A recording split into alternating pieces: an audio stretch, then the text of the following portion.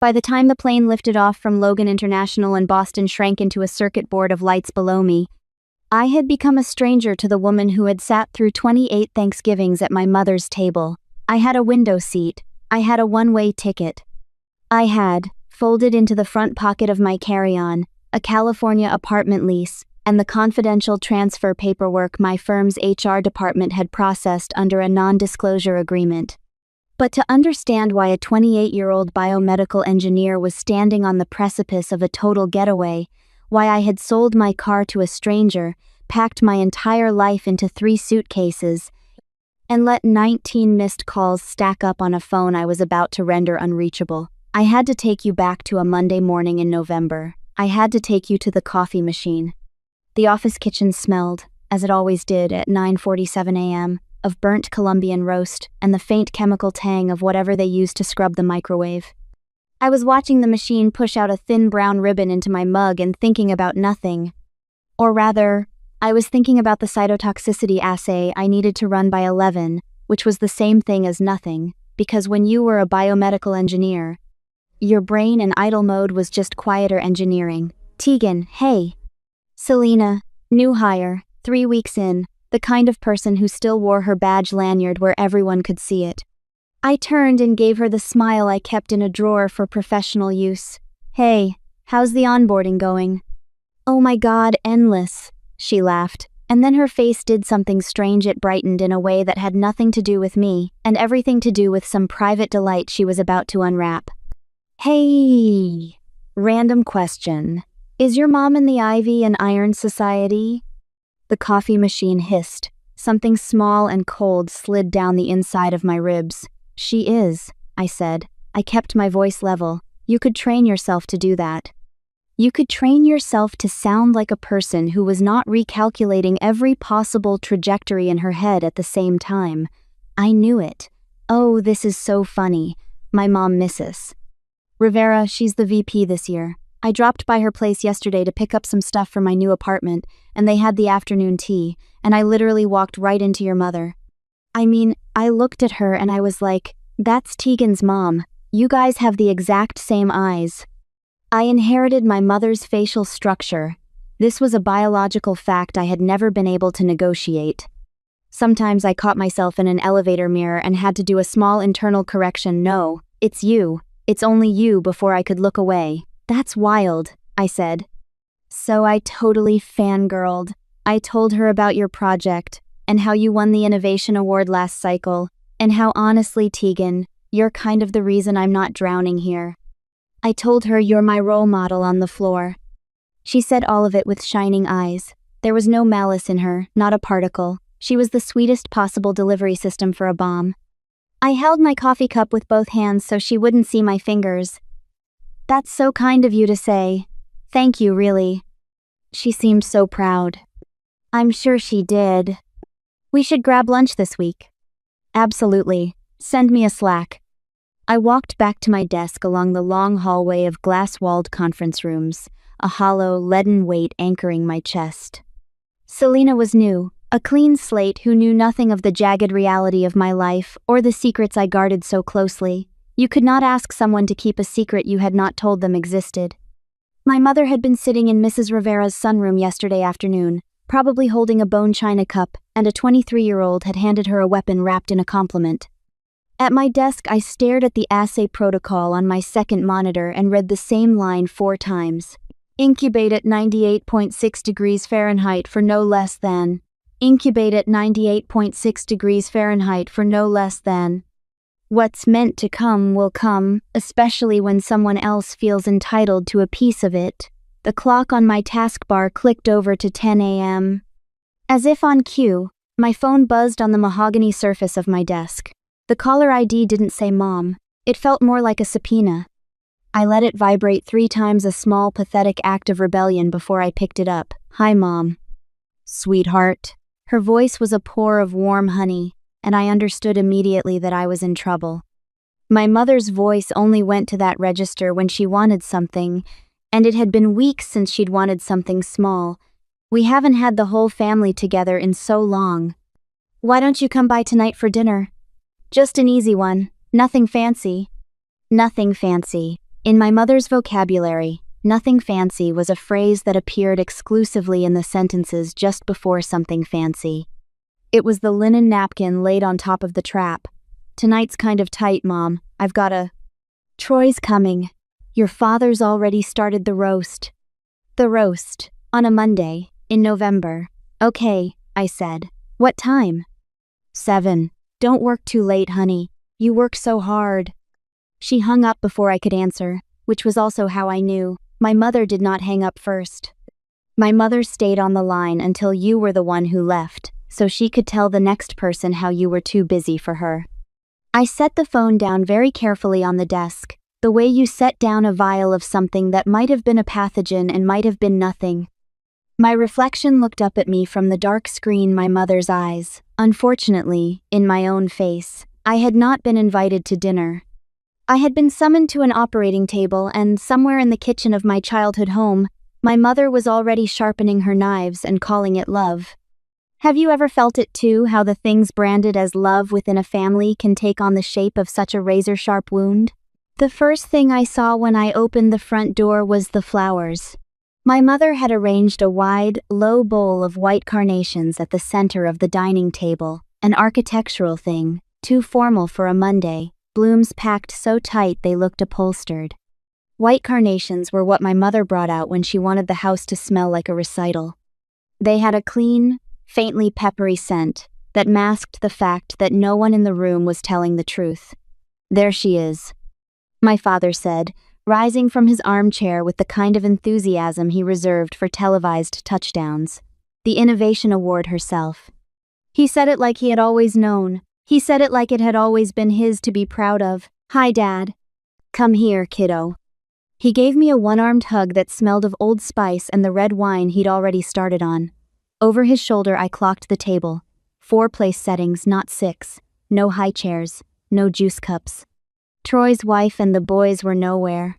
My mother had cleared the field of witnesses of anyone who might have slowed the surgery down with small talk about soccer practice or a scraped knee.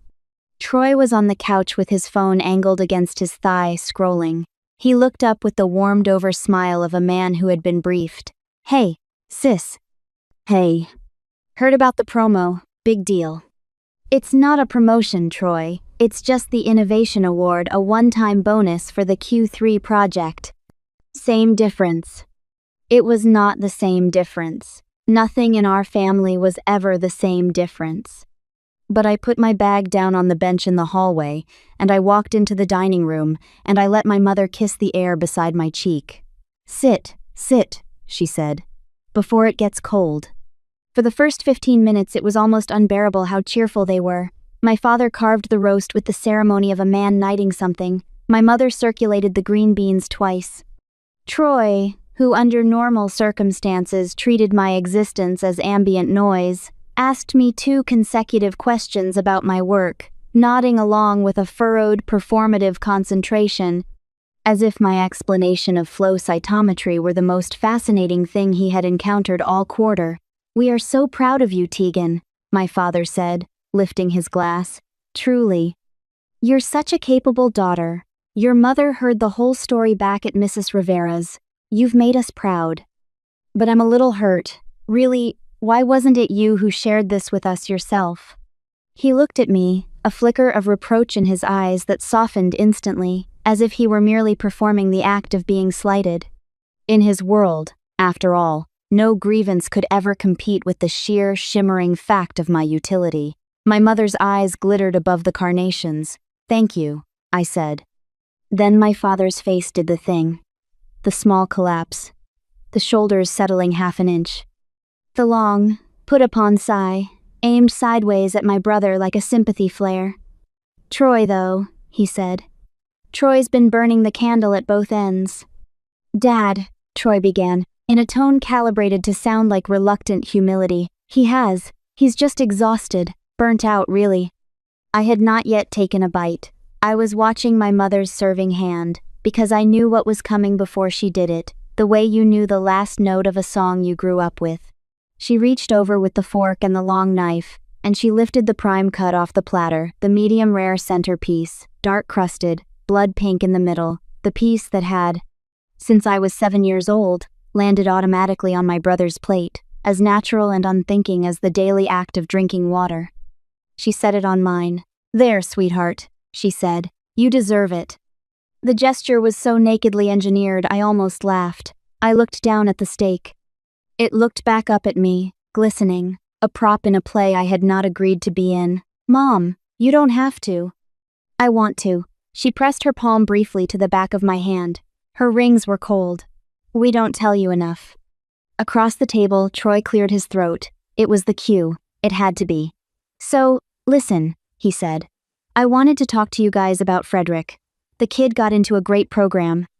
I mean, great school. We're looking at the tuition situation and, he did a small helpless laugh. Clients aren't as generous as they used to be. You know how it is out there." I did not know how it was out there. Troy had not had real clients in 2 years. His LinkedIn was a cenotaph of inspirational reposts about leadership mindset and black and white photographs of mountains. He had been blacklisted at every firm in the city that mattered, and we all knew it, and none of us were allowed to say it.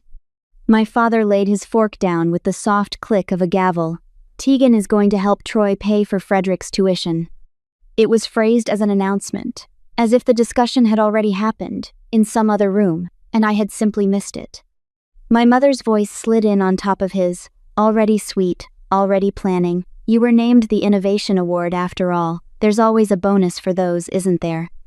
And you've always been so good about sharing your bonuses with the family. This is just the same, honey, just like before." Just like before. For a second the dining room went thin, and I was 23 again, signing the dealership paperwork for Troy's BMW because, as my mother had explained, a man in his position couldn't pull up to meetings in a Corolla, frozen pure gray metallic. $840 a month, routed from my first team bonus, because it's temporary, sweetheart, just until he's drawing the kind of compensation he deserves. I was 25, Venmoing my mother the monthly $500 for raising me, a debt with no principal and no payoff date. I was 26, 27, every windfall dismantled before it had cooled. I had paid off $60,000 of my own student loans the month before, alone.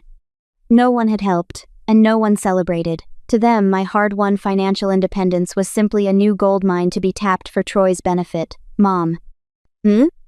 I set my fork down, carefully.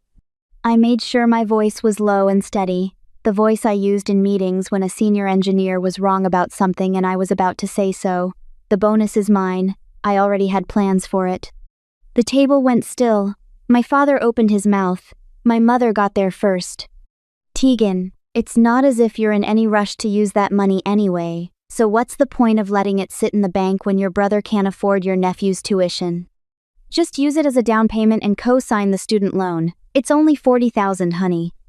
Only. Troy leaned forward, and the arrogance he usually wore like cologne peeled away into a rehearsed softness. Sis, please, for the family, for Frederick. I looked at my mother. I looked her directly in the eye across the white carnations, across the steak she had laid on my plate like a bribe, across 28 years. My answer is no. My mother's face did not change for a full 3 seconds.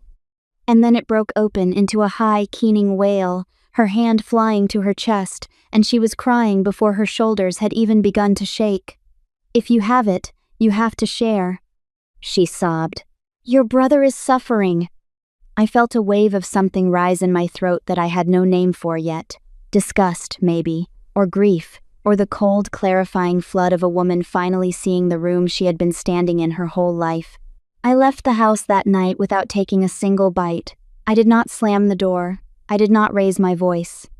I kissed my father on the cheek out of muscle memory and drove the 40 minutes back to my apartment with the radio off, my hands at 10 and 2, the way my driving instructor had taught me when I was 16 and paying for the lessons myself.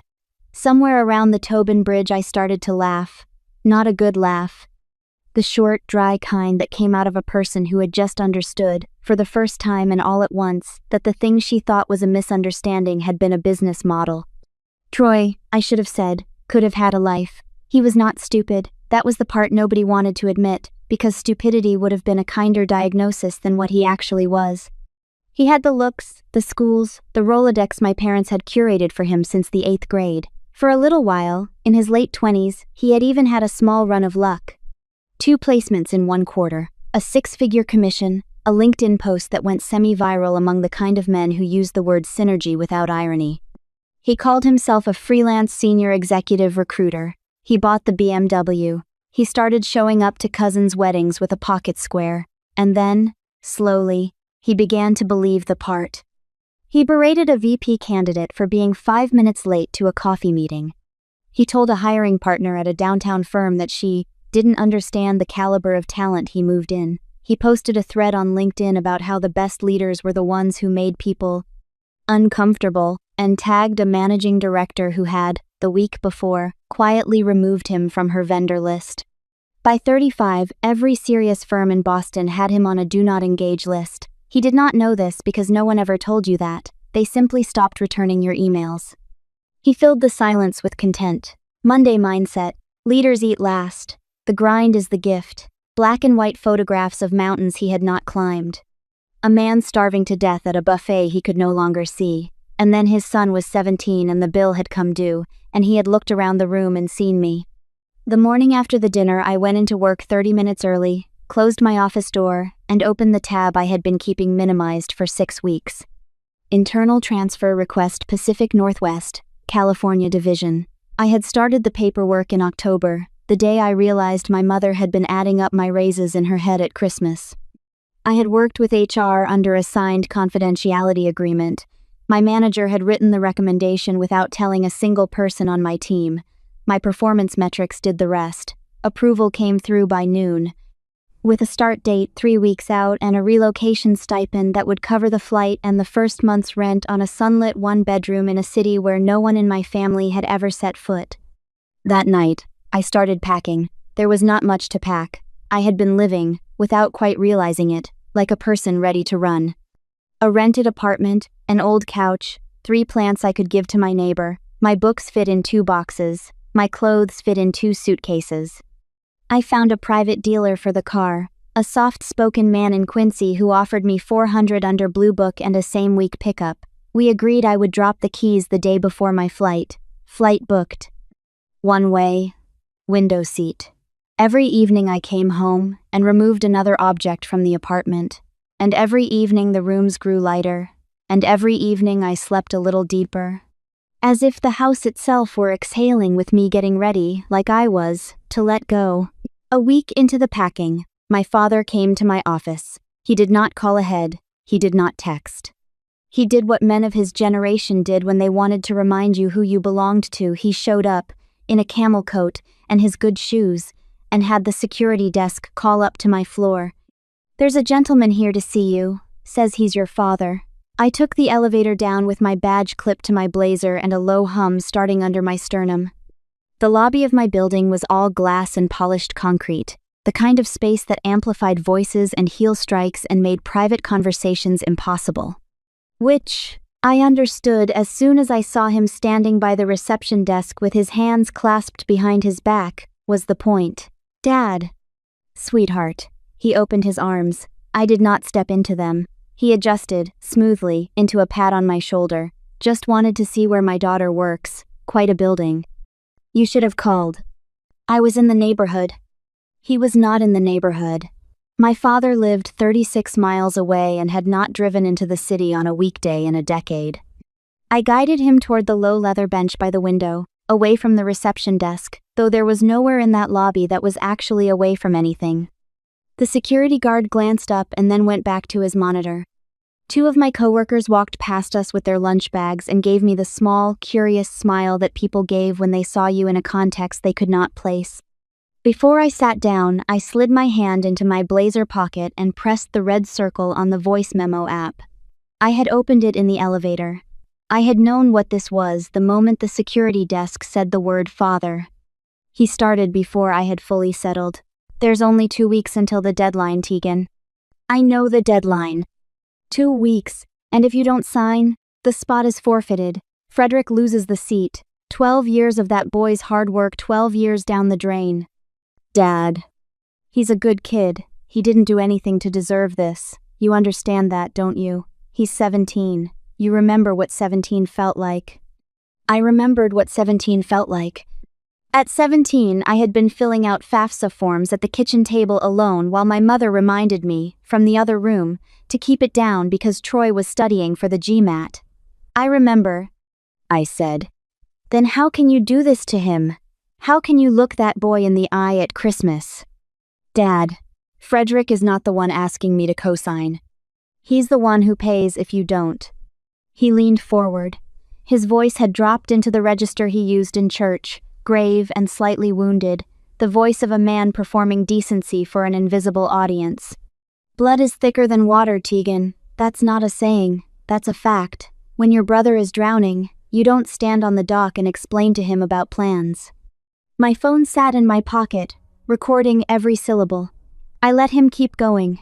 I let him talk about sacrifice, and about how my mother hadn't slept, and about how he had raised me to be better than this. I watched a woman in the lobby cafe stir her coffee and glance over at us twice. I watched my father's mouth shape the words selfish and understood, with a calm that surprised me, that $40,000 was only the first tuition bill. There were 3 more years after that. Books. Housing. The inevitable emergency. I did the math while he spoke. $160,000, minimum, chained to a man who could not keep a client and a nephew I would be taught to resent. I'll think about it, Dad. It was the first lie I had ever told him on purpose. He softened instantly, because he had come for a yes, and was willing to accept a maybe. That's all I'm asking, sweetheart, that's all. I watched my father depart, a final goodbye lingering in the air, then rode the elevator back up to my floor. I knew that if I hadn't chosen to lie, he would never have vacated the building without orchestrating a scene in the lobby that would have been impossible to ignore. My mother began texting me bank reminders as if the signature were already on the paper. 10 a.m. Tuesday, honey. We have an appointment with the loan officer at Citizens on Boylston. Wear something nice, first impressions matter. Don't forget your ID, your SSN card, and those 2 most recent pay stubs. I've already scheduled the slot. Your father will be out front to pick you up at 9:15. Be ready, Teagan. Frederick is counting on you. There was no question mark in any of them. There never had been. My mother did not ask, she scheduled, and the people around her arrived. I read each one, and put the phone face down. I did not reply. I did not block her either, because blocking her would have been a message, and a message would have given her something to work with. Silence, I had learned at the lobby bench with my father, was the only language my family could not translate. They could weaponize a yes, they could weaponize a no, they could not do anything with nothing, so I gave them nothing. I kept hoping, in the way that embarrassing, hopeful part of me kept hoping about my family no matter how many times it had been wrong, that one of them would pause, set down the phone, look at the empty thread on their end and think, oh, she's serious. Realize that if they wanted Frederick at that school badly enough, they had the options any other family would have: the state university, the community college transfer, a gap year, a job, a conversation. Realize that a grown man could pay for his own son, but the texts kept coming, and with them a kind of clinical confirmation. My mother still believed, my father still believed. Troy, somewhere behind them, still believed. They were sitting inside the story they had written about me, the giver, the soft one, the daughter who could be pressed until she released and no amount of silence on my end was going to crack it. They were going to walk into that bank on Tuesday morning at 10 o'clock and sit in the waiting area with their IDs in their laps, looking toward the door. It was the cleanest thing they had ever done for me. They had built the exact stage I needed them to stand on. On Monday night, I slept 4 hours and woke up before my alarm. The apartment was empty in a way it had never been empty before. I had given the couch to my neighbor on Sunday. The last of the kitchen things had gone into a donation bin behind the Star Market. 3 suitcases stood by the door in a neat row, zipped, tagged, weighed. The framed diploma was at the bottom of the biggest one, wrapped in a sweater, the way my mother used to wrap Christmas ornaments when we were small, and she still treated certain things as if they mattered. I dropped the keys to the car in Quincy at 7:30. The dealer counted out the paperwork on the hood. The transfer pinged my phone before I was back on the sidewalk. I took a cab to the airport. By 9:15, the time my father's Audi would have been pulling into the visitor's spot outside my building, I was already through security at Logan. Sitting at gate B22 with a black coffee I had no intention of finishing and a boarding pass folded in half inside my passport. By 9:20, his first missed call lit up my screen, a silent, futile signal from a man who didn't yet realize he was standing in an empty lobby. At 9:22, I opened my laptop. I had written the email a week earlier and kept it as a draft, rereading it every couple of nights the way some people reread a letter from a lover. It was 3 paragraphs long. It did not contain the word love, or the word sorry, or any of the soft vocabulary I had spent 28 years using as a lubricant for their demands. It said that I was leaving. It said that I would never finance their vanity. It said that whatever version of me they had been using as collateral was no longer available, and that they should not look for me. Attached was the audio file, a recording of my father's coercion as we sat together on the lobby bench, his demands spoken with the quiet, crushing weight of a man who still believed I was his to command. I added my father, my mother, and Troy to the recipient line. I attached nothing. I explained nothing. I pressed send at 9:28. At 9:30, my phone began to ring. By the time I handed the gate agent my boarding pass, there were 19 missed calls from my father, a solid column of voicemails I would never play, and a text thread from Troy that began with the word you and descended, within 4 messages, into a register of male fury I had not known was in his vocabulary. My mother's messages came last and loudest, in the register she used only for funerals. Teagan, please, Teagan, please, Teagan, please. I took my window seat. I buckled the belt low and tight across my hips, the way the card in the seat pocket instructed. I waited until the cabin doors were armed and cross-checked, the chill of the fuselage seeping through my coat like a cold, final goodbye. I pulled out my phone. It was still vibrating in my palm, a frantic, staccato pulse of notifications from a past I was leaving behind. I navigated to the cellular settings. There it was, personal Boston. 10 years of my life distilled into a single digital line. I scrolled to the bottom and tapped the text that glowed a violent red, delete eSIM. A prompt appeared, cold and cautionary. This action cannot be undone. You will lose connection to this network permanently. That was exactly the point. I hit confirm. I watched the signal bars in the corner blink once and die, replaced by the hollow finality of no service. In a fraction of a second, the invisible tether binding me to that house in Boston, to the scent of carnations on the dining table and the weight of debts I never signed for, was severed. The device was a blank slate now, ready for a new QR code, a new horizon, and a life in California where I was finally the one in control. The plane shot up through the cloud layer, and Boston disappeared. I had expected, I thought, to cry. I had spent 28 years assuming that whenever the moment came, if it ever came, there would be some grand interior weather to mark it. A sob, a shudder, a reckoning. Instead, I watched the wing dip into a clean white nothing and felt, under my ribs, a small private opening, the way a window unsticks after a long winter. The flight attendant came by. I asked for a glass of water.